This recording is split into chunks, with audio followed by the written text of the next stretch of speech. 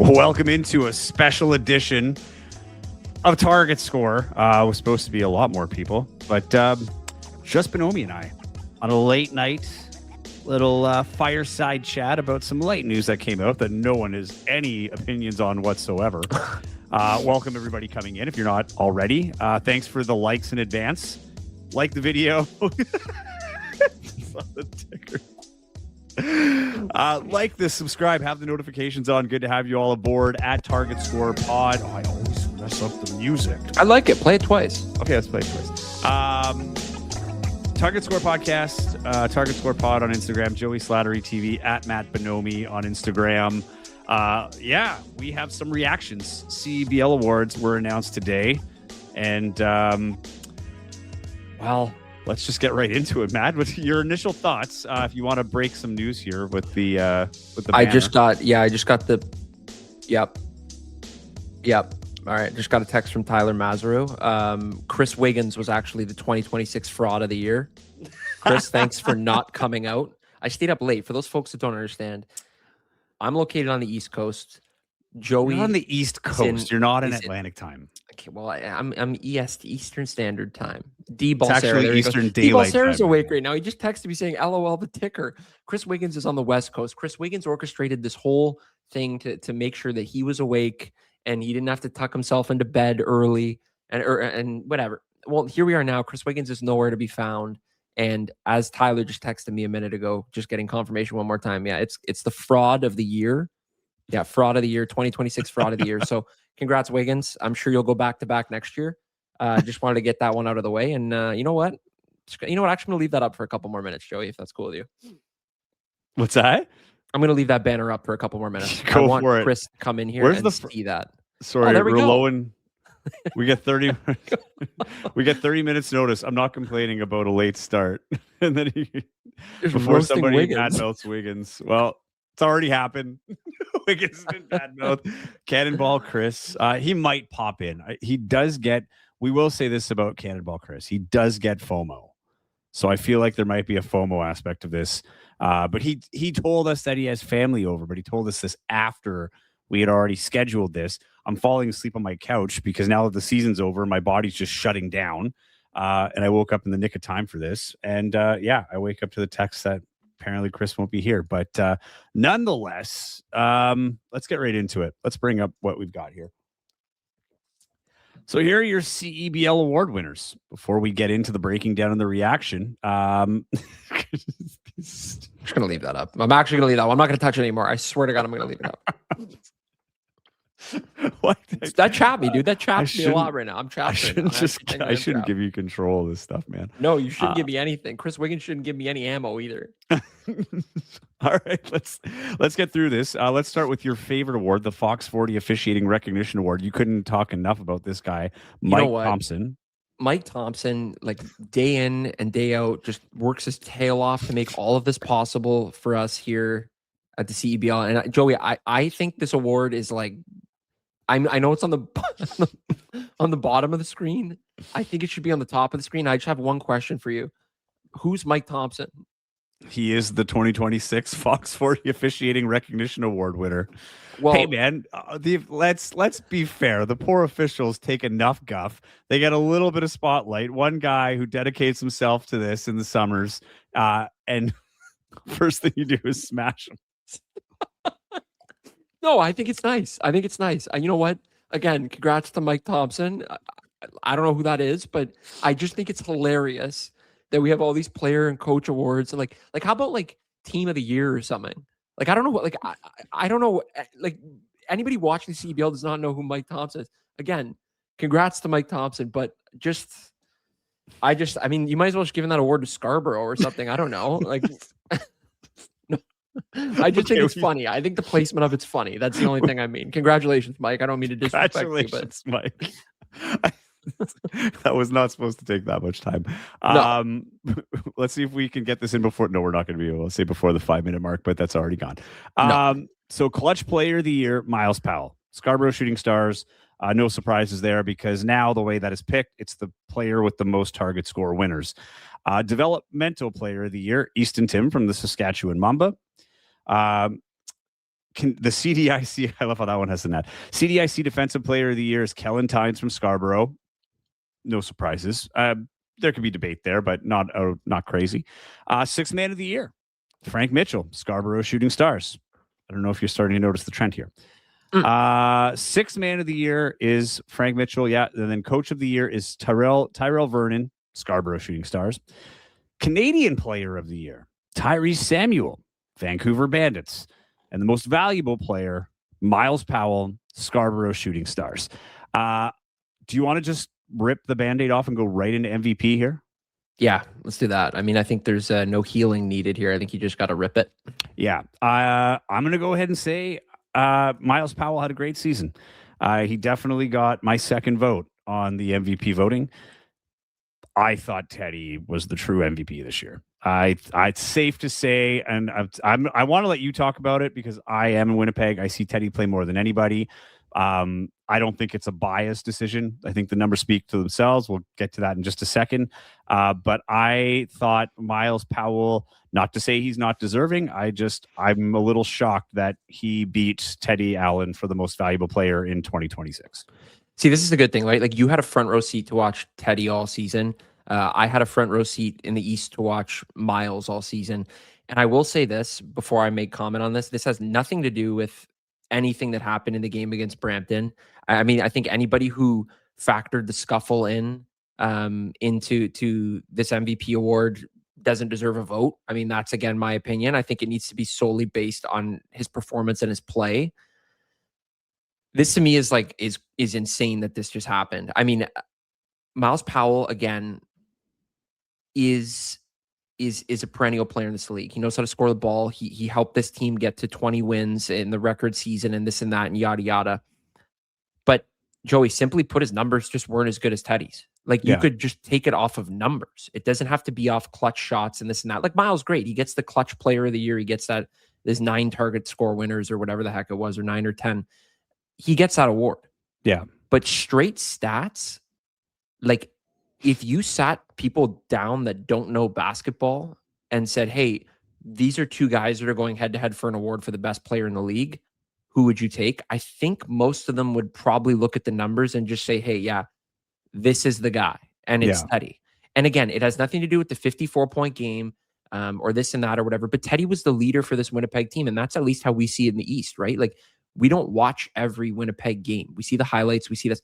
But there's a common theme in it, right? Teddy scoring 20. Teddy scoring 25. Teddy scoring 54. Like, Teddy is their bucket getter, right? And that, to me, is the most valuable piece. Like, without Teddy, I'm sure they would still be a solid team. But Teddy is the heart and soul, at least for the whole season, without Xavier Moon there, right? 100%. And you got to remember how many games that he essentially had a hand in winning. So I bring up this Marsh Mamba comment because it's a good point. I mean, Teddy, he says he's a Teddy guy, but it's not a stats trophy. Miles was clearly the best player on the best team. Teddy's team won 3 playoff games and a championship without him. Case closed, but Miles Powell didn't win you a playoff game, if we're going to play that, right? Miles Powell was in that game for Scarborough, and everybody thought that might be the difference as to why they would continue on and play in the finals. Miles Powell has more target score winners, and I've said this before in the argument. The thing I liked about Teddy not having them was the opportunities it opened up for other players like the Isaiah Osborns and the Simon Hildebrands, right? Knowing how to space the floor, take the gravity, and set teammates up in target score time. The other thing for me too is, again, you have to zoom out on the whole season. And I think too many people were focused on that playoff thing, which, again, to that point, doesn't play in a factor because the votes are already in, right? Like, when the votes are going in, they're taken only on the regular season. So however the team played after, it's like, I understand where you're coming from, Marsh Mamba, but it's just, it doesn't come into play in this because we didn't know that would happen. And he also had a few bad games in the later stretch. After that 54-point game, he wasn't that strong. But his team was still very competitive. He set the all-time scoring record, and he also was top 5 in assists, top 3 in steals. He literally played a complete game on both sides of the floor. And I just thought that, even from his efficiency standpoint, he was shooting better. And as much as Scarborough had the best record, there's times where Miles Powell put it in jeopardy. I mean, he got suspended once before. Could make the argument, he got away with not getting suspended in the playoffs. So, let's go head to head here. I'm just going to take this down. Thanks, Marsh Mamba. Appreciate the Marsh Mamba's stirring the pot all the time. I love it. Marsh Mamba's got the spoon in there. This is why Marsh Mamba's here. This is why he's here. You know what? He's not afraid to put it out there. He's not afraid to test the waters with his opinions. Mm-hmm. How do I take off your stupid? So we can see everything here. Oh, sorry. So this is Wiggins. prepared by Stat Guy Ty. Thanks, Stat Guy Ty. So he's just putting the numbers side by side here. Even there's 4 categories where Miles Powell outperforms Teddy on that list. Again, I just I look at with the assists, 3.5, 4.5. That's neck and neck. But 2 and 1, 2 steals a game to 1. Again, I can kind of live with that. 2 is really good when you have 2 a game. But that field goal percentage for me too, he was 45.5% from the field, and his 3-point percentage is 34% as well. But I don't know. I look at it and to me, it seems like this was Teddy's award. It was better. He won the CEBL in 2023. His numbers were better this year. You know what this reminds me of? This reminds me of when Jose Altuve beat Aaron Judge for the AL MVP, and Judge had better numbers, and people still talk about it. This is exactly what I think we've been given here.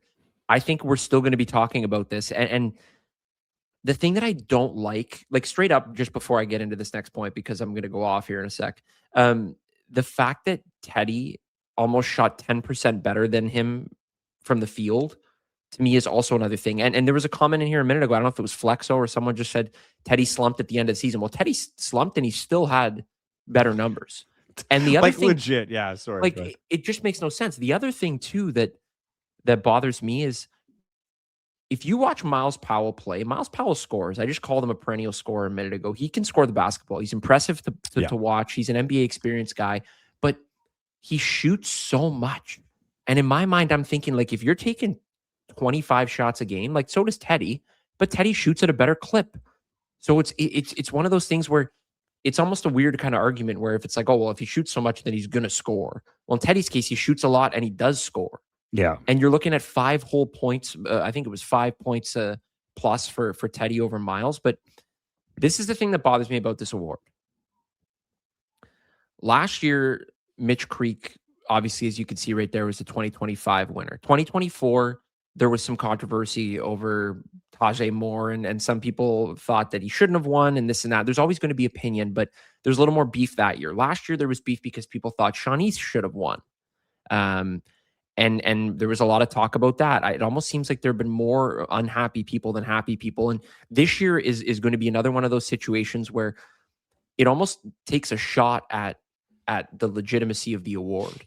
Xavier Moon winning it 3 years in a row. I mean, he is what he is. Teddy Allen winning it, or Khalil Ahmad winning it in 2022. Another, again, outstanding performance. Teddy Allen 2023. His numbers were even better that year than they were this year, or comparable or better. But I just feel like this award has somewhat lost its legitimacy. And I don't say that because somebody's sitting at the front office and being like, hey, well, this is who we're going to pick. No, this is media and teams that nominate players, and every team gets a chance to nominate 2 players for each award, and then we get to vote based on that pool. So it's not like someone is sitting at home being like, hey, well, let's just screw up everybody's lives and try to do this instead of this guy and try to tick off Mike Thompson. No, just kidding, Mike. Congrats. But the thing that Fox 40 whistle of the year. But the thing that bothers me is the fact that we have options to pick here, and people are picking the guy that had a worse season. Yeah. Again, I just said to you a minute ago, people that don't know basketball that vote on this could sit here and say, well, you know what? There's an obvious answer here based on the numbers. Some guy played 3 more games. He averaged 5 more points a game. He shot better from the field, almost 10%. That's enough of a no-brainer. And look at the rebounds, man. 4 more rebounds a game. Yeah. I mean, what does Powell have on him? The other thing for me too score winners is the playing time. You talk about value. Teddy was eating up 35 minutes of playing time. right? So he's out there more. He's dependent on more. The offense was way more dependent on him throughout the season. When Xavier Moon came, it was a different story. But you have to remember, he was only there for 5 regular season games. I mean, if you want to make the argument, Xavier Moon would probably be the front runner if he played a full season. I could buy into that. And here's the thing. I honestly think if there's no Teddy season, then yeah, like Miles Powell is probably the MVP. And I have to give Miles Powell, in a market that doesn't get, the coverage of, say, a Winnipeg. We talked a lot about Miles Powell. He got himself a lot of screen time and a lot of conversation. But I also think that Scarborough team, I mean, you're playing with a Frank Mitchell who was really good. Turk Smith came in, was really good. And oh my goodness, speaking of people coming in the nick of time, are we ready for this? Hold on. If we're gonna do this, we're gonna do this right. This is. Wait, I got a little something first. This is amazing. It's Cannonball Chris Wiggins gracing us with his presence. Cannonball Chris. Run it. It's absolutely great to see you here. Take it all back. Thank you. Is this thing on? Is it working? Can you hear me okay? I wanted to be precisely 36 minutes late. Are you guys catching on? Picking up what I'm putting down? Yes? No? Maybe? 36 minutes late? 36%? 36%? It's 38%. Yes, it was 38. It's 38. It's 38. Yeah, no, I thought that's where you were going. But yeah, no, you're off. So do you want to leave or come back? Come back in 3 minutes? For Matt Bonomi. Jeez, where were you guys?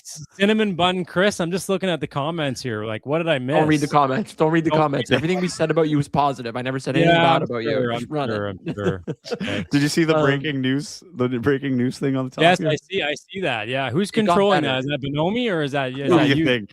I'm not allowed to touch any buttons. Oh, okay. Yeah, right. Okay. Where did we leave off, guys? So you're in perfect. Opinion. We just started, and we were talking to have about a drink on this show or no? 100% for sure. Okay, great. Cheers, keep setting that example for the children. Just how many of those are you going to have before he just starts loose lips and dropping F-bombs left, right, and center? No, I'm concerned. Either that or an F-bomb, yeah. So, okay, we just put up these stats here, Chris. So this is comparing all of the MVPs and their numbers since 2019. And we're trying to place where Miles Powell kind of adds up compared to other people. The Xavier Moon ones are tough, especially that 2020 year, because it was that 6-game bubble. But yeah, we're looking at it. Basically, Matt and I have said that we believe Teddy Allen was snubbed on this MVP. Oh, I would agree. Miles Powell had a great season. I think if there's no Teddy Allen, he's probably the MVP. And that's the thing. Like I said before, I'm like they both had great seasons, or deserving, but I do believe that Teddy Allen was most deserving of this award. What are you doing, bro? What is Ralph Wiggins? What does this mean? Isn't it Ralph Wiggum? Chief Wiggum? Isn't that the guy from The Simpsons? That's awesome. It is. Isn't it Ralph Wiggum? Look, man, I just looked at the points per game here, like. And I realize, Hold on, I'm going to mute Bonomi. He's broken. Okay, fair enough. I realize Mitch Creek only played 3 games, so, like, you can't really say much about his statistical categories. Dane Danger 4 games, but Miles Powell's in the 7th position. And I'm not saying points per game is the be-all, end-all of most valuable player. I'm certainly not. Bonomi, you okay? It's late over there. He's in like a delusion hour. I've been up for 48 hours waiting for you to come on here. Look at the numbers on this podcast. This is like 29 people watching at the moment. Like, this is some good stuff. And we're not. We only had 3 until you came in. It's just like we got the Western rush. Yeah, I mean, look, I think Teddy was snubbed as well. And look, I just like. Listen, man, the league has to reward Scarborough in some way, shape, or form, right? Like, I mean, I would love to. I saw a couple of comments that were like, "Show us the tallies," show us the vote count. Like, I would love to see that myself as well. Like, I'll give you my votes. My votes were Teddy Allen. My votes were Tyrell Vernon. My second Coach of the Year vote was Dave DeVero, and I actually arguably think it could have been him considering what he did in Calgary. What's that look for, Bonomi? You don't agree with the DD? No, I don't agree at all. But that's not my vote. I agree with you though in the sense that they should every vote should be made public. I think it should be like the Hall of Fame, baseball Hall of Fame, or the baseball Hall of Fame. Those are my top three. And I did vote for Frank Mitchell. I did vote for Frank Mitchell, 6th man of the year. So though, I mean, yeah, I don't know, man. Like I think Teddy was a big snub for sure. But like, look, Donovan Bennett said it the other day on our show. Like, we love the pettiness, we love the comments, we love the players going back and forth at each other, and that's exactly what we saw. The true gift is the comment section right now. I mean, the comment section is unbelievable. You could like get your popcorn ready for the comment section, man. Like you could spend a few hours going through those comments. But yeah, I'm not surprised Teddy spoke up the way he did. And I think it's awesome that Miles responded. Like I think, you know, like fans love that stuff, man. So, but I do think Teddy got snubbed. Dude, I think the best thing I saw all day was the comment section was the real MVP. Yeah. Dude, seeing like the best exchange was, and if you haven't seen this yet, go look at it. Teddy saying 23 and 38 or something, and then Miles Powell saying like, "Don't worry, I'll hold the league down," and then Teddy saying, "Yeah, there's a 38% chance you're gonna hold the league down." Or something. The hobo comment, like somebody off the streets could have put up 38%. Like, what is going on? I very much disagree. Here's what I'm saying, dude. From a marketing standpoint, both those guys need to come back next year. Yes, 100%. I want Teddy, because we didn't get that matchup in Winnipeg, dude. If Miles Powell comes into Winnipeg as a Scarborough shooting star next year, and Teddy Allen is on the Winnipeg Sea Bears, I would be marketing the hell out of that game. I would be putting their faces on billboards, commercials. I'd be running their highlights. I would be like, it would be pure popcorn if those two came back, just the way that they've been going at each other. And I love the passion. I love that they're taking it that seriously. And I love, because Teddy Allen's been pretty low key about the MVP all year. And now he's like, no. I like, that meant something to me. You know what I mean? Like, I love the passion we've seen this season from players, as much as not all of it was positive. I don't think pro athletes should be in the comment section about awards that they were involved in, but I'm very grateful that it's happening. And to add to it too, dude, we had Trenton Flowers of Brampton saying like he went off and he got into it. The one exchange he got into, dude, is priceless. He says something about like, I had, I don't know, 20 plus points in every. What? He just took himself off. What happened? I didn't take myself off. I didn't have my hand on the mouse, man. My hand was up here. Trenton Flowers was in the comments saying he had 20 plus points every game and this and that and whatever. And if he had more of a runway, in all honesty, he probably would have been in consideration. Like, he's a top 10 player in the league, in my opinion, but he needed more runway. He only played a chunk of the season. And some fan said, like, rumor has it the Wave takes 11 minutes at the CAA Center because the same guy needs to run around the whole. And then Trenton's going back at him, and then you got. Was that somebody in the chat? I think that was someone from like one of our viewers in the chat that put that. Was it? I can't remember the name. I want to say Roloan, but I'm not sure if it was Roloan. But I saw the name, and I could have sworn it was someone that like has a similar handle for our shows. Man, it was, and then you have Khalil Ahmad posting just a laughing face, which is kind of cryptic. Oh, yeah, is that in terms of MVP for Khalil Ahmad, or like what is that reaction like? I honestly don't know. I didn't even see that. I was trying to figure out. Like, was he snubbed? Does he think he was snubbed for MVP? Does he think he was snubbed for Clutch Player of the Year? like, I mean, the shot against Scarborough was pretty damn clutch.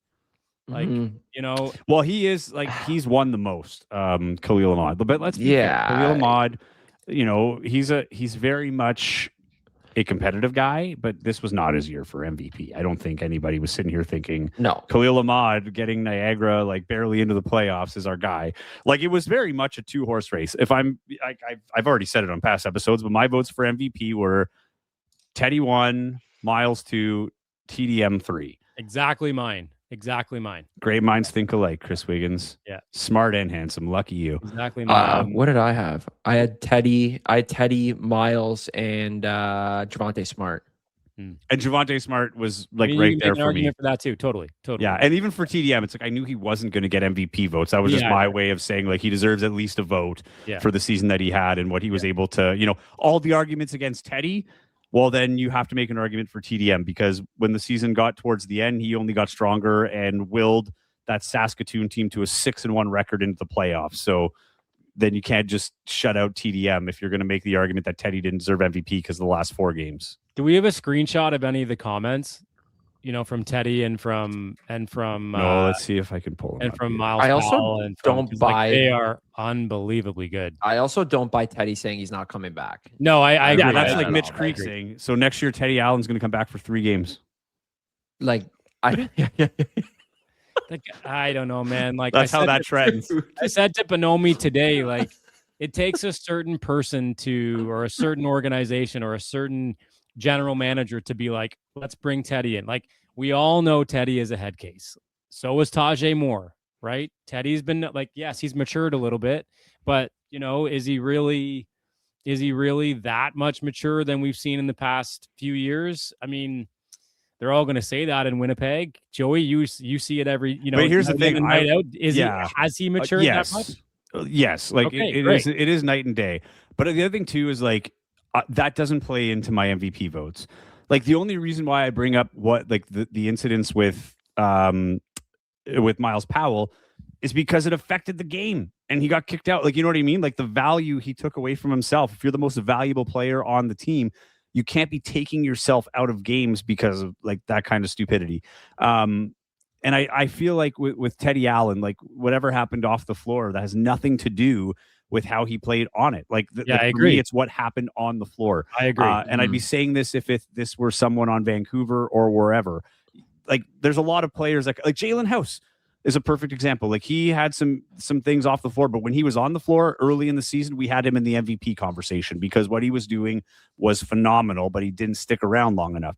So, like, for me, I don't really buy into, the immaturity or this or that. Like, at the end of the day, like, he was a different person. He has grown up. And for whatever happened, like that's a criminal thing at this point, right? It's a criminal investigation or a police investigation. So, with that stuff there, I can't bring that into what he did on the floor because as a team, you ask anybody on that team, they all love Teddy and all looked at him as a leader. Yeah. And Mike Rainbow himself said that a big reason why he was able to command that room and get the respect of the guys is because he had Teddy Allen's respect, and Teddy Allen was the guy that they looked up to, right? So there's a lot of things that Teddy got a bad rap for that I think he proved wrong this year. And again, you have to zoom out to the whole season, right? You like eliminating recency bias, and that goes for both ways. It's just like the TDM thing. He played really, really well towards the end when the team was clicking. But at the end of the day, you have to look at the whole sample size, which is a 24-game season. And before you got on, one of the other things I talked about in the graphic that we're looking at right now, 34 and a half minutes is what Teddy Allen was playing a game. And he was scoring, almost 28 points a game. That's value that you can't really argue against. Like, he's in there the whole game and doing a lump of your scoring. His numbers are better across the board. Like, we're looking at and he played in all 24 games. That's the other thing too. Like, rewarding that a little bit. He's the only MVP out of the winners. Out of everybody on that list, he's the only one to play a 24-game season. Khalil Ahmad played a full season in 22, but it was a 20-game season. The altercation post game in Winnipeg or whatever at the bar, like that makes no difference in an MVP conversation, at least for me.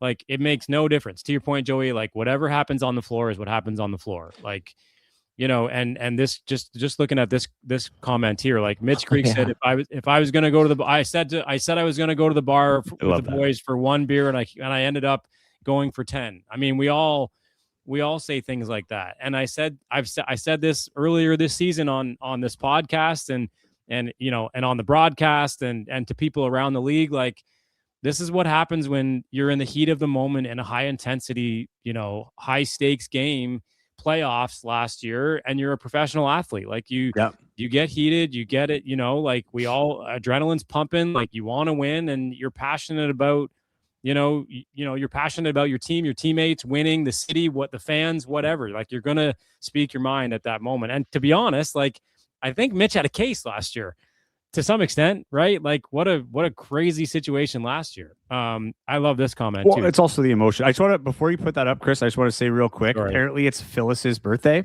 So happy birthday, Phyllis. Thanks for spending it here on Target Score. I always want to say Winnipeg, but we're all represented here. I'm very Target happy about Score. That. This is a great. According to Bonomi, we're coast to coast. Speaking of a head case, Coast to coast, man. Oh. Speaking of a head case. Speaking of a head case. Cam. Oh, Suitcase? my God. Oh, no. Tevian Jones. Hey. Oh, no. Tevian's a good guy. Let's not jump on Tevian.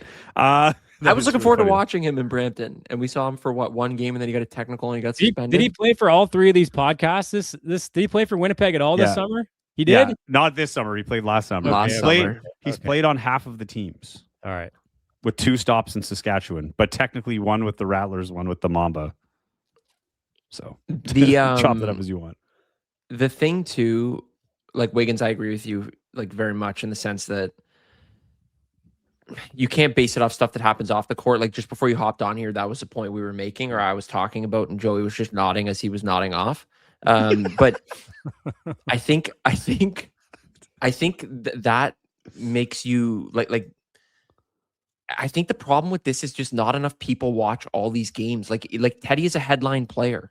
Like Teddy's going to grab headlines, right? And the thing that sucks about that is the fact that, again, like Joey, you and I talked about this a month ago before all this voting stuff. Like we got our ballots. Like the fact that some people will vote just based on what they see. And like Miles, 9 target scored time winners. Well, he must be the MVP, right? Like, and that's the other thing that I kind of have a problem with. Like the clutch player award, I get. I mean, you can't argue that. That's literally a factual award. How many target scored time winners you hit gets you that award if you hit the most. But target score time winners, man, like you need a closer, but to me, it's just not a legitimate reason to. And I've had people tell me that they voted for people for MVP because of their ability to close games. Well, I get that.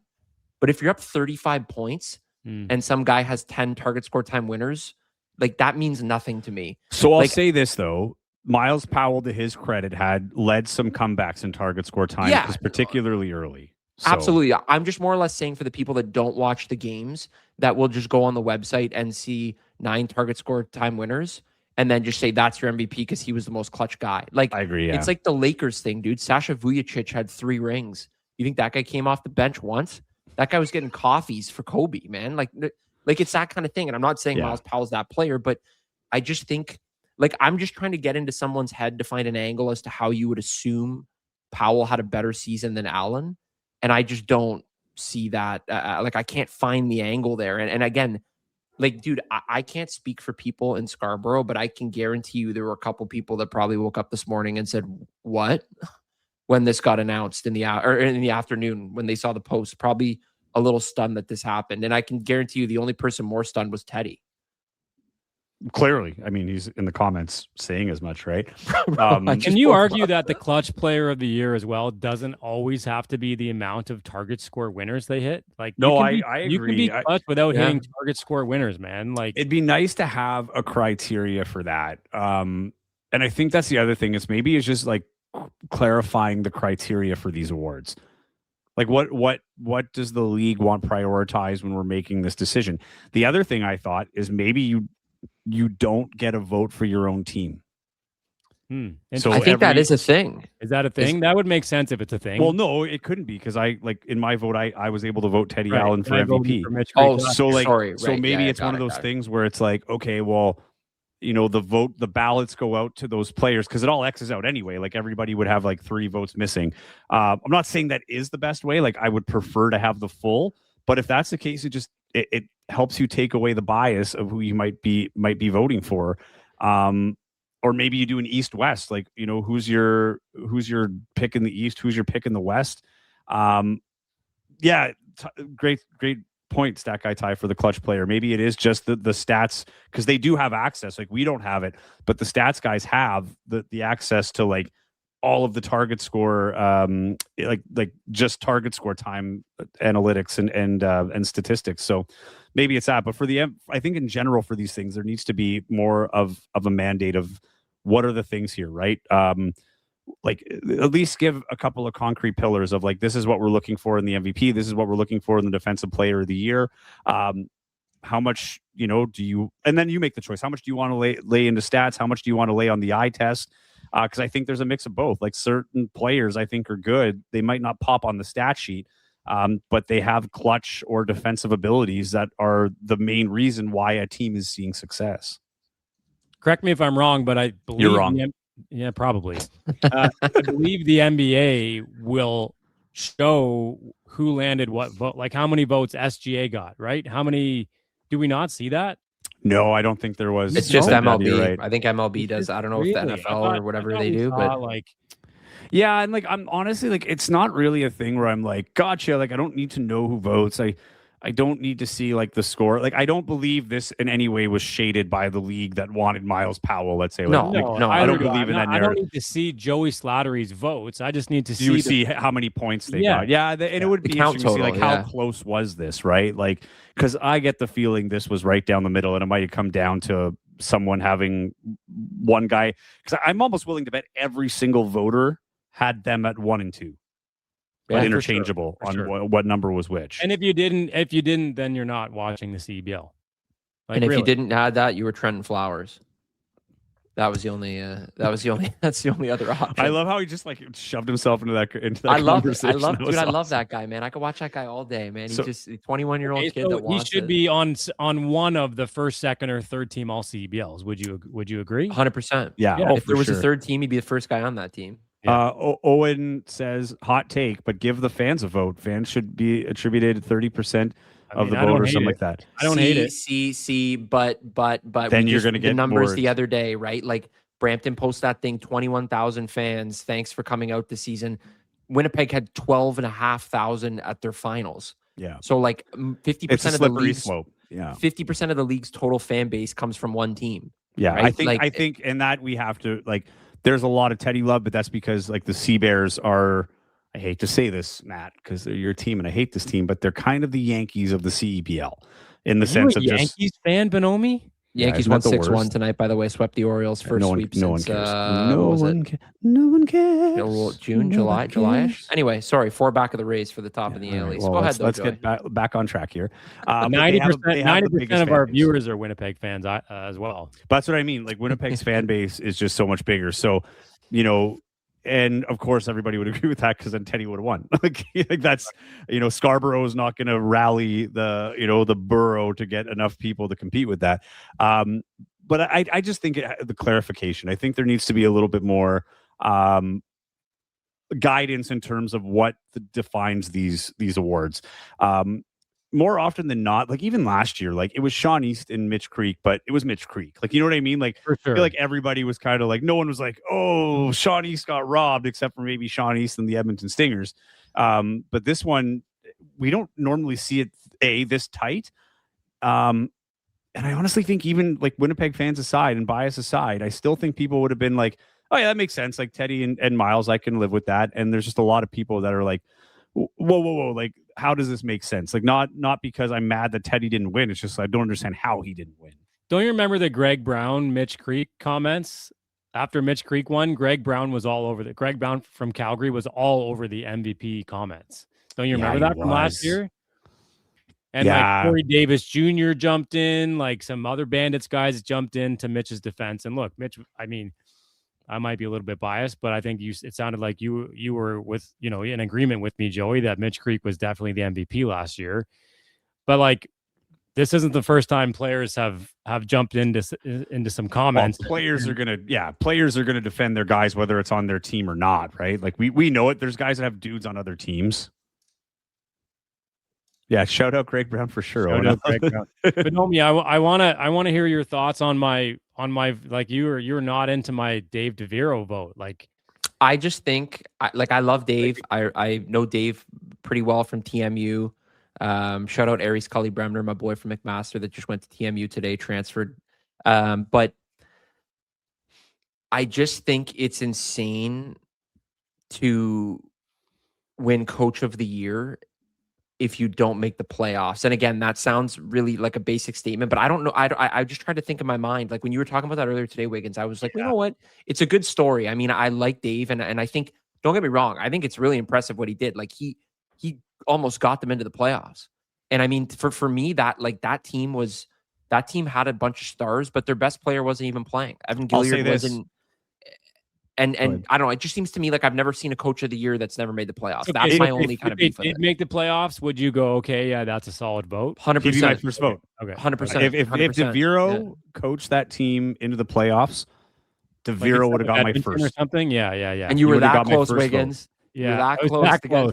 Okay, I don't know who this is. It's probably it looks like a Sea Bears fan, but Joey, I don't think you're gonna pull it up fast enough, so I'll just do this. Can you guys? There Hold on, I'll try to.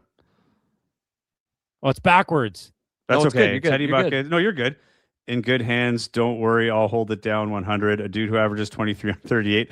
Did you see the comment after that though, Chris? Yeah, like that's why I was curious. You're going to hold 38% of the league. I think he's talking about the comments about the Mitch one because you were saying Greg Brown got in the comments, but we're not going to go down. I'd have to really dive deep. Yeah, but there were requests for those comments earlier, though. There were requests. That's amazing. Oh man, this is so good that we have this now. Like I was watching this today, and I'm like, man.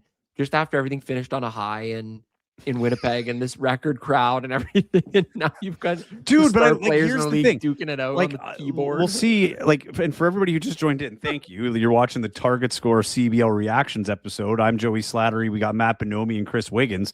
But this is the thing. Like, we have something to break down. This is why I enjoy this. And then we have this because we have a place to air it out. Like people are in the comments, like pissed off, and they're letting we all have a place and a platform to do this.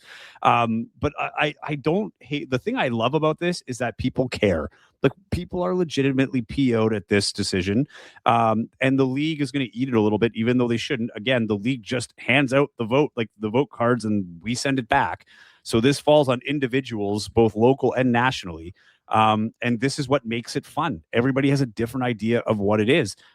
Again, like I said before, it's not like Miles Powell. Like this is like the biggest like upset in the world. Like, you know, that he's like a guy that wasn't even up for sixth man wins MVP. Like this guy had a great season on the best team. There's definitely an argument. We just happen to disagree with it being the argument for him to win over what Teddy did. And I think this does matter to Teddy, obviously. Like, as you can see, he's upset, or at least he's showing us that he appears upset. But I genuinely think, dude, in the back of my head, in my mind, he doesn't care that much. He's already won an MVP, and he just got something that he hasn't won yet, which is a finals. Like, congrats to Miles Powell, but I don't think Teddy, Teddy got Teddy didn't play in the playoffs, but Teddy was one of the big reasons as to why this team was what they were at this point in the season. And to me, it's like, that's a no-brainer. Like, dude, enjoy your MVP. I mean, take it and go do what you want with it. But at the same time, too, I really don't think, like, Teddy's got it all, man. No, man. Teddy is sitting poolside in Phoenix, Arizona, behind his keyboard today. Yeah, absolutely. Right? Like, he doesn't care. I agree with you. Yeah. I agree with you. Yeah. Okay, so we're all in agreement here. We could beat this to death. I want to hear Wiggins, Canadian Player of the Year. Oh, buddy. Yeah, Chris. I don't know if you're ready for us on this. Okay. Here's what I'll say about this, and I said this to Andrew Savory. Andrew Savory and I were talking about this today. It's like, I love the guy. I enjoy watching Tyrese. He's a great guy to be around. But it's crazy how he won Canadian Player of the Year in a down year for Tyrese. Dare I say, this was a reputation vote. Well, I'll also say this. He is now a household name. Donovan Bennett and I were talking about this today. That's exactly what Donovan said. He just said... Sorry, you might want to pick up that name you dropped there just behind you. Donovan Bennett. Well, I'm just saying, like, it adds context to this conversation. Like, I said the exact same comment because what I did, I wanted Donovan to see the Teddy buckets and the Miles Powell stuff, and he didn't because he's on vacation. And then I just said, like, it's crazy. I said, it's crazy how Tyrese wins Canadian Player of the Year in a down year. It also shows a bit of the Canadian talent gap. Yeah. And then to your point, Joey, Donovan said, or confirmation bias. He's a household name now, and he will get the benefit of the doubt. Paul Maurice once said, before Connor Hellebuck won his first Vezina, he said, you tend to win these awards a year after you actually won these awards. Like, you got to get yourself in the conversation. Because my hot take here, maybe, Chris, is I don't even think he was the best Canadian on his team. I thought Shamar Givens was a more outstanding Canadian and more important Canadian for the Vancouver Bandits. You could certainly make that argument and not sound crazy about it. I asked Shamar before playoffs. I was like, your name's being tossed around by some of the broadcasters in this league about Canadian Player of the Year. What do you think about that? And he was like, me? But I I would agree he was more valuable to this team in the second half of the season, right? Shamar, I would argue Shamar's best CEBL season. Shamar was the best Canadian in the second half of the season. Again, going back to my original thing, like zoom out all the way. Yes. But that guy was an important guy off the bench all year and really stepped up as probably the best Canadian down the stretch. I wish you could filter on the stats page on CEBL.ca by Canadian. Like, I wish you could do that, and just like, yeah. Right, like I'm sure we can. Maybe you can. Well, you can do it on the player stats page. Yeah, yeah, you can go. Okay, you can. Exactly why I would ask you then. The top scorer in the league from Canada is Sean Miller-Moore. Yeah. Why does Sean Miller-Moore not win the award? Look, going back to the playoff argument, like I didn't have Ruggsy as great of a season as he had, and he was the best Canadian. It's hard for me. That is like one of those values that I have on. It's like you have to be. If I'm going to put you on there and you're not in the playoffs, like it would have to be phenomenal. And I think what Teddy did this year in terms of the records, like they would take that kind of performance for me to put a vote for a team or a players whose team didn't make the playoffs. And the argument for Ruggsy, though, where I do feel bad, is a lot of the games they lost, he wasn't there. Like Shamar was 10-10. You could even argue James Karnick had a bunch of better nights than Tyrese did, right? Like he was mismanaged down the stretch. Very vocal about it on his Instagram about, what happened with him, not being able to play in that Western Conference final. But, 19 minutes a game, 13.5 points a game, where are his rebounds here? 9 rebounds a game. Like that's not that far behind Tyrese Samuel, right? Dude. No, it's fair. I think Tyrese got a little love from last year carryover. 100% he did. No, and he's a very talented basketball player. Yes, I don't think he was the Canadian of the year this year. Okay, I wasn't sure. I thought that was going to be a little more contentious, Chris. I'm very impressed with your with you on this one. Okay. No. All right, do you have anything to add on the Canadian of the year, Matt, before we move on here? This pod's already 45 minutes. Who would you have picked, Joey? Sorry. Actually, that's what I was trying to do. Okay, I'll bring up my vote so I can show you. I picked Ruggsy, Tyrese, and then I think I had Quincy.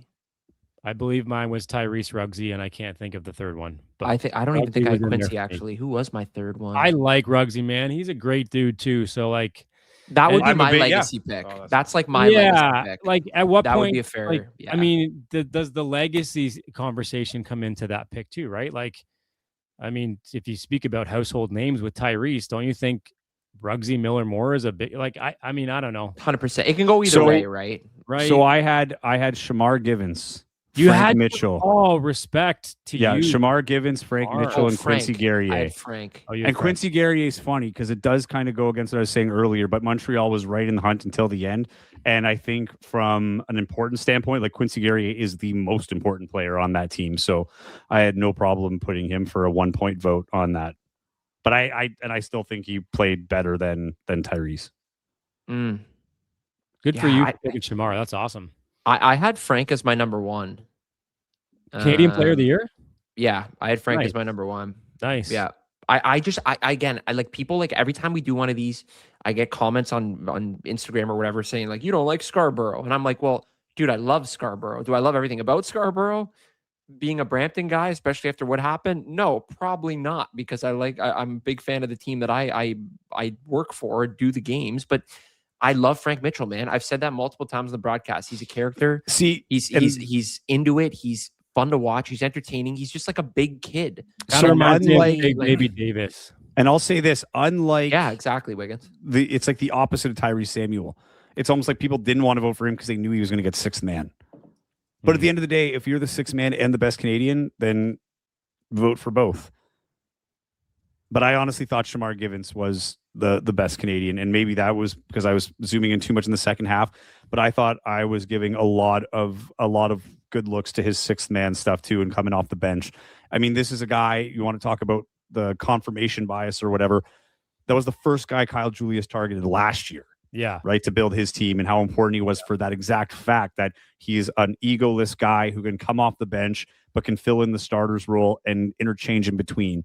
So I thought, like Shamar Givens, I thought was totally overlooked this year because he wasn't only doing it offensively. That guy was a menace on the defensive side, and Shamar was unbelievable this year. He was gathering steals like crazy, man. His best night was that night in Montreal when Tevin Brown put up that ridiculously bad, shot and target score time. Yeah. You're going to talk about that until the day you die. Yeah, I know. I couldn't stand that possession. I was, it wouldn't have mattered anyways. Like the Tevin Brown shot in Montreal. Like this is going to be like when Chris Wiggins writes his Bill Simmons book of Canadian basketball. There's going to be like a whole chapter dedicated to the Hall of Shame shot. Oh, man. But that was Shamar. Like Shamar won that game for them. Like he did, right? He really did. Yeah.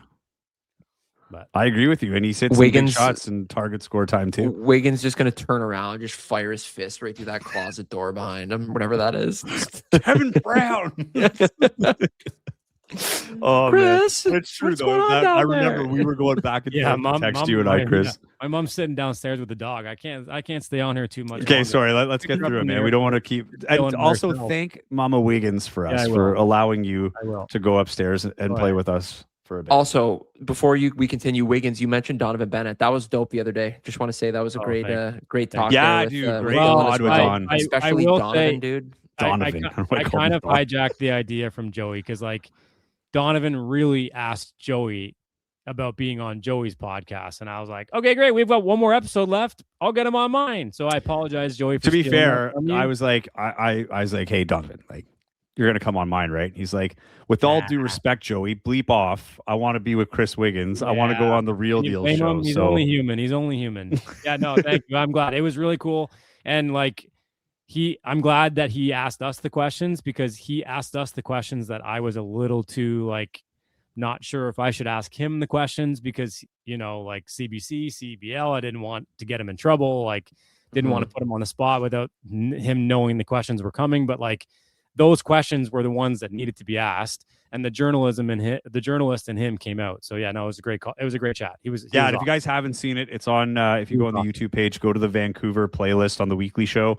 It was a great conversation with Donovan Bennett where he flips the script a little bit on Chris and Andrew and asks them the questions. He was reading comments too. He was like thanking people in the comments. Like he was just like all of a sudden the host of the show. It was awesome. It's like he was in his natural habitat. Like you guys suck at hosting, so I'll just take over. Like he's done this before. All right, let's move on. Coach of the year, Terrell Vernon. The finalist was who was it now? Do you have that info? It's somewhere. I don't have it up though. Someone will remind me in the Rainbow. Was Rainbow finalist? I don't think it was. That's why. I mean, I would imagine he received a few picks. Okay, so could you argue Rand's Brempong should have had a few picks? Yes, I think Rand's Brempong was kind of like the opposite of Dave DeViro. It's almost like if he had a little more runway with as a head coach. Hijack the playoffs, maybe like. That too. But even so, I don't think again goes up to the playoffs, right? But I had Tyrell Vernon as my top vote. I also picked Tyrell Vernon. I had Tyrell Vernon, Isaiah Fox, and Mike Rainbow. Isaiah Fox was my third. Yeah. I thought Isaiah Fox, the way he progressed throughout the season and got his team like playing their best for playoffs, like that's all you can ask for from a coach. Wow. And Mike Rainbow obviously deserved a vote. I actually thought this one was hard because I knew Tyrell Vernon was going to get it. You lead your team to 20 points. And I know they had a stacked team, but that's a lot of personalities to manage. And I think that's what he was there for. He was always even keeled and he was the only one that didn't lose his cool. I think they absolutely needed that. Yeah, that was probably the biggest. I had the same order as you, Joey. I think that was the biggest. Everybody put your anti-Scarborough egos aside and vote for the guy that set a record this year, leading a team of characters who, I mean, let's be honest, there are 12 different currents in that pool. So what side of the pool is going to flood first and up onto the pool deck? I mean, you really don't know. And he was able to keep all the water in the right area. So he did a really good job with that. Again, managing all those personalities, man, is that's the one thing in this league. That's when I look at Vic Razzo and clap my hands thinking, man, that guy did that for how many years as the longest tenured head coach in this league's history. And and won. And and he had to eat a lot of crud through the first 4 years, dude. And like the amount of time, the amount these rosters change for people that don't know, like sometimes you have like 25 players on your team throughout the year, right? Yeah. Like you don't know like who you're getting, mix and match, and like sometimes you got to swallow bad decisions sometimes. Like there's a lot of stuff that goes into this. So for Tyrell to do that, I mean, a talented roster, but also the right guy, the right conductor leading the choir. The other cool thing, 2 of the 3 in my list are U Sports guys, and one won the coach of the year, the other won the championship. So that's pretty cool. 2 Canadian coaches having a mark in the pros. So do you want to add to this, Chris, before we move on? No, I don't know. I agree, and I had my 3 were Tyrell Vernon, Dave DeViro, and Isaiah Fox. I get behind those. I actually really like that you threw Dave DeViro in there because I felt like he deserved some sort of shout out. So getting a vote. Touch. Yeah, sure. I can get behind that. I guess the CEBL emailed you like the signed copy that you submitted, so I just found it. So I know all my picks here because that's what I did too. I know. Sixth man of the year, defensive player of the year. I really had to remember what I picked. So I actually picked Shamar first for 6th man of the year. Okay, so let's go on to that. Are we all in agreement though? Like no one really is upset that Frank Mitchell got this. I agree. So who did you have? You had Shamar Givens. I had Shamar, Frank Mitchell, and Keon Ambrose Hilton. Yeah, I can get behind those. I had Frank Mitchell, Shamar Givens, and Justin Harmon. Okay, you had Keon Ambrose Hilton in there, right? Indeed. Interesting. Let me pull mine up. What was 6th man? I had Frank as my number 1 for sure. I'm high on the Frank. Yeah, Frank. Like to me, it was just like I was just giving votes to like the guys that weren't going to win. Essentially, I had Frank. Frank in the 6th man was basically my lock of the whole thing. Like I didn't have Teddy as a lock. I knew it was going to be tight. I just thought he would. I thought he was going to pull out. I thought he was the most deserving for the MVP. Sorry. This guy's got the Sorry, Joey. Just run that audio back 20 seconds. I heard what I said. Child. 6th man. Let me pull up the 6th man of the year. One sec. D would be looking at me and he'd be like, idiot. I had Frank Mitchell, Stanley Davis Jr., and Justin Harmon. Jeez, like all 3 were slightly different. Yeah.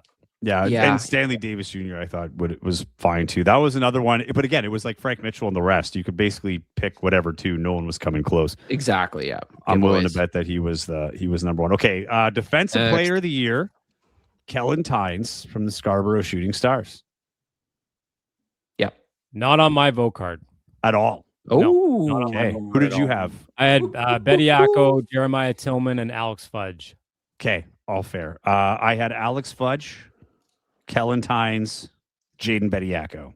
Yeah. Okay. So, yeah. But I really went back and forth between Fudge and Tynes, so I'm not shocked. Did you consider Jeremiah Tillman Jr. at all? Yes, but not ahead of those guys. All right. Okay. I had Bediako, Tynes, and Sean East for his theft ability. But Joey, you and I talked about this too. Like, this award has been so guard heavy. Yeah. Like I think the last time we had someone win was like EJ Onu in 2021 or 2022. That was the last time a big one. Yeah, and last year it was between. Remember the finalists were both on Calgary. It was Jameer Nelson Jr. and Greg Brown. And Brown, right? And Nelson won that one. I think if I recall correctly, I voted for Jameer. And Greg second, and I really, really struggle with that because I'm like, I don't know what I value more. What's that, Chris? I just imitated. If I recall correctly, I don't. Well, I can't remember what it's from. Probably Family Guy. That's the thing with this award. This award just feels like it's like a guard award now. Like it only belongs really on the perimeter, and I think that's. I mean, like Wiggins, I'm kind of with you, man. Like, yeah, there you go, Brampton Honey Badgers legend Jameer Nelson. Like like when you think NBA Defensive Player of the Year, like you think Kevin Garnett, you think big guys, like you think, oh God, I'm freezing at the moment, but who'd you have again? You had Fudge. Who else? I had one sec. I Tillman, had Fudge, Bediako, Jeremiah Tillman Jr. I thought like should deserve some votes, and Alex Fudge. Yeah, so a bunch of block machines. I mean, there was a couple of people that I talked to too before and after the voting that had Fudge on their list big time. I mean, Ottawa led the league in blocks, and Fudge, again, for anybody who watched, was like, dude, I think we did a game where he had like 4 blocks or 5 blocks. And I'm thinking like this guy, like that's more than some guys will get in an entire year.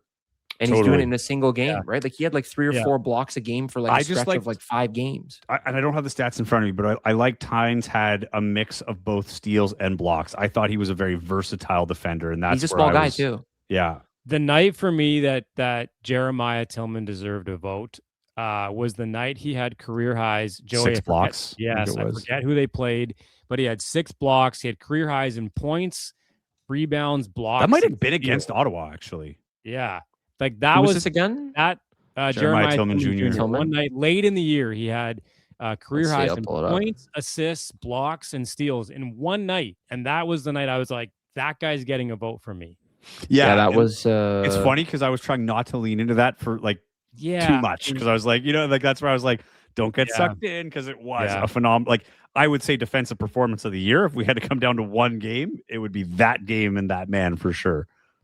It was against Ottawa. Yeah, good memory. Whoever said against Ottawa, I don't know if it was you, Joey, that said that. But 22 points, and then he had 6 blocks. Which is here we go. Look at this: Gobert, Dwight Howard, Wallace, Mutombo, like KG, Patrick Ewing. Like these are all the guys you think of, shot blockers, right? I mean, in the NBA, it's usually bigs that win Defensive Player of the Year. I think it's true, and I think the funny thing is like blocks are great, but I would say like a high percentage of blocks don't end up in your possession. Yeah. Like I remember when I was in high school, our coach would be like, whatever, they swatted you out of the gym. Like it's still our possession. Yeah. The difference with steals for me is they often turn into direct points. This is why I think there should be a FIBA rule about blocks. I think a block should only count if your team gets possession after the block. That guy or you like grab the basketball off the rim or something. Like, how in FIBA you can play it off the rim. Like, I think that should count as a block. Like, there should be something further than just like, because to me, it's cool. It's TV. If somebody swats it into the third row and then, and I guess all 3 of us in here are play-by-play guys now, Wiggins. But the fact there was that a comment earlier about that. One sec, let me find it. You can come up with a big call or something cool, but it's just deflating because it's like, oh, what a block. And then it's like, oh, by the way, it's the other team's ball still because it went into the third row and you didn't grab it. There you go. Stat Guy Ty, 3 play-by-play guys. Machine, I like this one from Stat Guy Ty, though, like how he just put them head-to-head. So Tynes had 49 steals, 13 blocks. Fudge had 25 steals, 40 blocks. And to me, I would say the 25 steals and the 40 blocks is a tougher one to get. But again, not to take away like almost 50 steals is nuts. I mean, again, even more reason for Fudge in the sense that it's even, and this is like a 6'7" guy that doesn't leave the key really. So to have that many steals, I mean, again, those are probably all not happening in the middle of the key. He has to be moving around enough to like. He's also a freak athlete too. For people that haven't watched Alex Fudge play, so I don't know. But then again, like Kellen Tynes, Joe, you said he had 13 blocks there. I mean, that's pretty good for a guy that's basically. Well, how tall is Savory? I feel like Savory's like 6'2". Savory's probably 6'1". Okay, so that's like Kellen Tynes, I guess, like in and around there somewhere. But Savory getting 13 blocks, I mean, I would vote for him, right? I would vote for him too. That's an admirable thing. I gotta go. My mom bought me dinner and she's sitting alone with my dog, so I gotta go. Okay, so before you go, Dev Player of the Year, did you have Easton Tim? I did, yes, I did. And did you have Mike Thompson for your official of the year? Wait, ask your dog who he had for Fox 40. Did we vote on those? I don't know if we voted on those ones were not voted on. Developmental Player of the Year, I had Easton Tim, Bronson Chambers, and Phoenix Wise. Okay, I had for that one, where are we? I'm not going to lie to you, like up top. The last name I don't really know.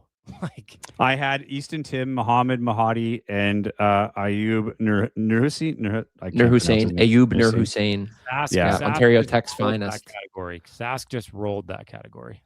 Yeah, big time. Yeah. Okay, Wiggins, say hi to Mama Wiggs for us. And thanks, Wiggins. Yeah. Have a good one. I love you. Bye. Bye. Glad that's over. Just kidding, Chris. Bye. He's still on the stage. He's coming back. Still here. Okay, we can wrap this up here, Matthew.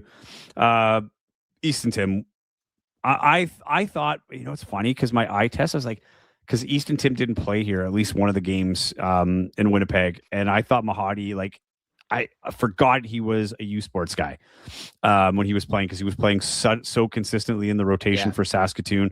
But what Easton Tim did there, like, Bediako was their true big, but before he was there, Easton Tim was kind of holding it down, and he was I also think it's really hard for a big to play with men out of university in the pros. Like, I think it's a little bit easier for guards when you have to be physical with those guys, and the numbers that he put up.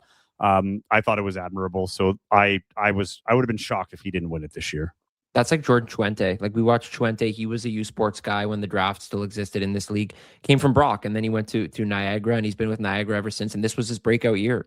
Like, he was a big. He had to wait to kind of fill his body out and get in a point where he could bang bodies and hang around with the big guys down low. But this award is so interesting to me, Joey, because I don't think the league can afford to lose it.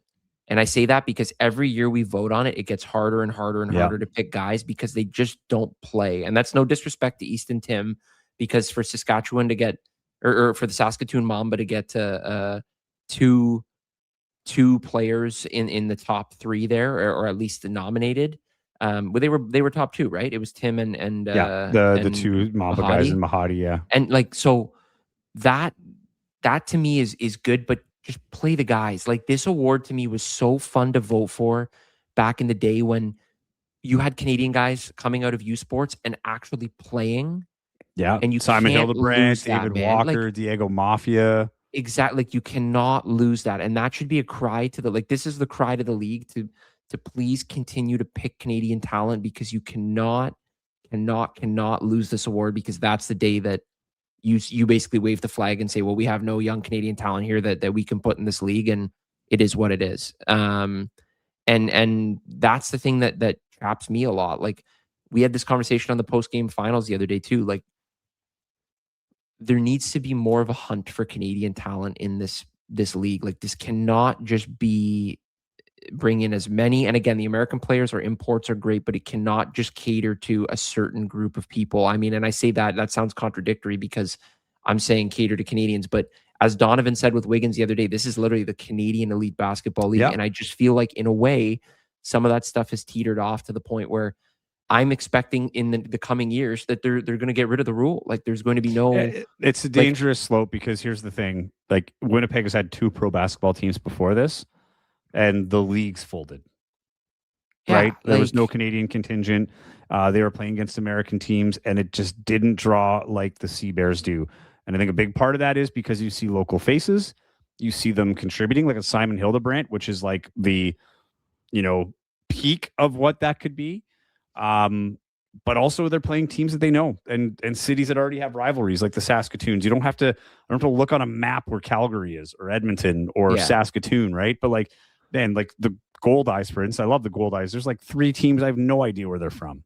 Like, it's like the Lake County whatever Ducks. It's like, well, where the hell's Lake County? Like, yeah, like, in like most of the cities or regions I don't know because I'm not from there.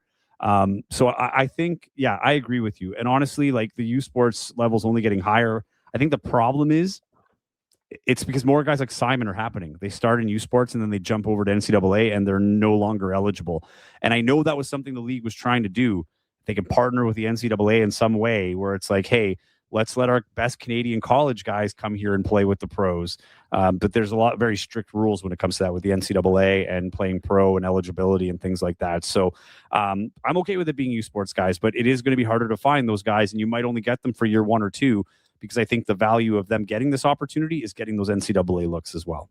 Yeah, that's a very good counterpoint. Adam Johnson, Canadian talent makes the CEBL unique. Yeah, like, I mean, you just had the biggest moment in, I mean, you could argue CEBL history. Canadian guy hits the winner in front of the largest crowd in league history as well, in his hometown.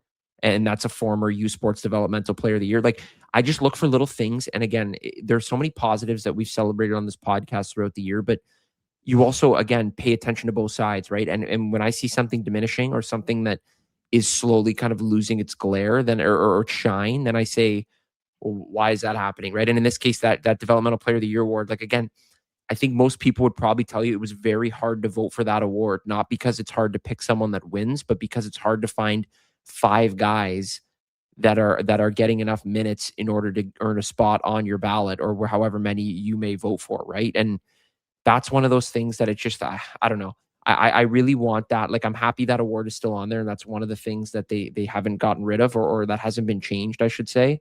Not that everything's changing, but I'm saying that's one of the things that's still there, and I think that needs to remain a constant for and I wish U Sports was back in front of it. I mean, I would love to see U Sports Developmental Player of the Year, but I mean, and I'm okay. Honestly, I'm okay with CCAA too. Like, there's a lot of those diamonds in the rough. Like, the athletics and some of the athletes in the college ranks are fine.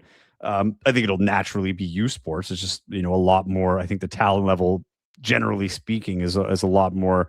It's a lot higher. But I'll bring this up from Adam. Winnipeg Cyclones versus the Black Hills Posse in the old IBA. Try to get a map and exactly. Like, I don't care if I miss that game. But you give me the Calgary Surge or the Vancouver Bandits, I'm a lot more. I'm looking forward to it a lot more. This is from Coach Sung. CEBL needs to partner more with U Sports counterparts to market the U Sports game throughout the university season to help promote their development players and draft picks. I think that goes hand in hand. I agree with you 100%. Niagara. Go ahead. Sorry, no, go ahead. Go. Oh, I was going to say, like, one of the things that I've thrown out is every year they're trying to figure out nationals and conference titles and where they're going to have the championships and who's going to host it. My thing is, like, it should be partnered with a CEBL team where you can get a little help with the CEBL marketing, play in the quote neutral site that is hosted by the CEBL team, which all these players will aspire to play at some point. And then you kind of have a co-marketing thing going on where they can help with the ticket sales and promoting it throughout the year while the school's worried about its own athletics. But also the U Sports gets the added value of fans here. And we had it in our comments where people like, are you going to cover U Sports? Because some people are only discovering it now through the CEBL or maybe vice versa, right? Where you could be like, I saw Simon Hildebrand in the conference finals or in the national finals on, in Canada Life Center or at, CAA Center or whatever. But I think there's, I agree with Eric here in saying that I think there's an opportunity for more partnerships, even if it's not like that big, but just having that, like, Winnipeg, like, here's our Manitoba schools, Saskatchewan, here's our Saskatchewan schools, Edmonton and Calgary can do the same thing. Maybe you have like a sponsored player, right? Maybe you're sponsoring like the CEBL prospect of the month, right? Is this player to kind of build some traction before they get into the league? I think it's a great idea.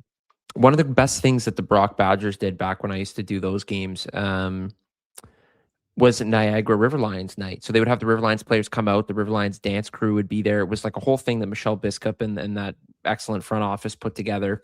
But it was kind of a thing of like, here's the team, here's what you can look at. And by the way, some of the guys that are on this team that you're watching on the floor right now, the Brock team, are going to be on this team at the Meridian Center downtown St. Catharines one day too, right? And that's such an easy segue. Like, I think, like, again, if you looked at the GTA, for example, I mean, being in this area, Scarborough Shooting Stars, the Brampton Honey Badgers, like, you have TMU, you have University of Toronto.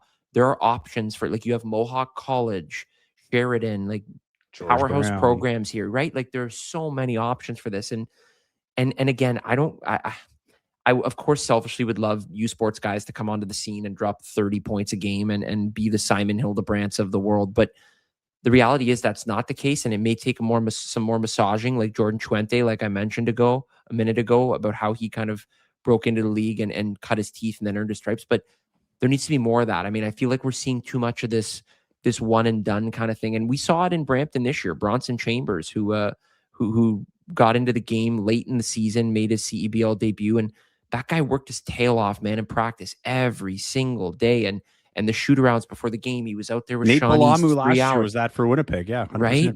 Like, exactly. Like, there are opportunities and platforms, and these guys are working. It's just that I hope that stage remains available for them to kind of have the ability, because, I mean, it's easy sometimes to say, like, man, what's this guy doing on the roster, right? Like, and back in the day, it was like, well, we need to have these guys on the roster, right? Like, it's a league requirement to have a U Sports or whatever it may be, right? Like, you make the draft and whatever. Like, but now it's nice that to the point where it could get to, yeah, we want to have these guys on the roster, right? Like, it's not like we're just throwing 12 Americans on our team and waiving that rule completely about having Canadians on your roster. And that's one of the things that Mike Morreale did such a good job of building, right? Like, that's the whole base of this league.